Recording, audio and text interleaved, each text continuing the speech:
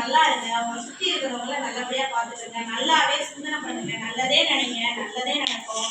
கண்டிப்பா எல்லாருமே நீங்க எல்லாம் காவேரி காலேஜ் தானமா? ஃபர்ஸ்ட் இயர் செகண்ட் இயர் எல்லாம் கலந்து தான் இருக்கீங்களா?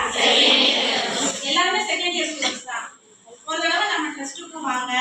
நம்ம ட்ரஸ்ட்ல டெய்லி ஒரு 10-15 நபர்களுக்கு அன்னதானம் போட்டுருக்கோம். மாற்றுத்திறனாளி குழந்தைகள் ஒரு 3 குழந்தைகளை படிக்க வச்சுருக்கோம். சிங்கிள் பேரண்ட் அதுல ஒரு பொண்ணு ஐஜி காலேஜ்ல படிச்ச பொண்ணு பவித்ரா, அந்த பொண்ணு நாங்க ஐஏஎஸ்க்கு படிக்க வச்சுருக்கோம்.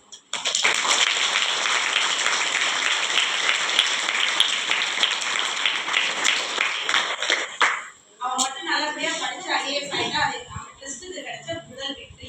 அவ நல்லா படிக்கிற பொண்ணு. அவ வீட்டுல அவங்க அப்பா சரியில்லை, அம்மா சரியில்லை, பாட்டி ரொம்ப வயசானவங்க, ஒரு தங்கச்சி இருக்காங்க, ஒரு தம்பி இருக்காங்க.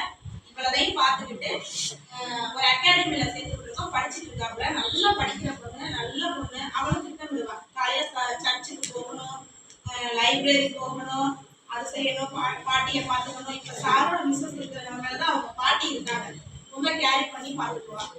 ஸோ நீங்களும் ஒண்ணுமே பிரச்சனை இல்லைம்மா, நல்லா இருக்கீங்க, பில்லிங்கான பர்சன் தான், நல்லா பிரிஸ்கா இருங்க. கொஞ்சம் கஷ்டம் தான் இல்ல, ஏன்னா ஒரு வாரமா போட்டு வதக்கி எடுத்துட்டாங்க, கொஞ்சம் கஷ்டமா தான் இருக்குது எனக்குமே.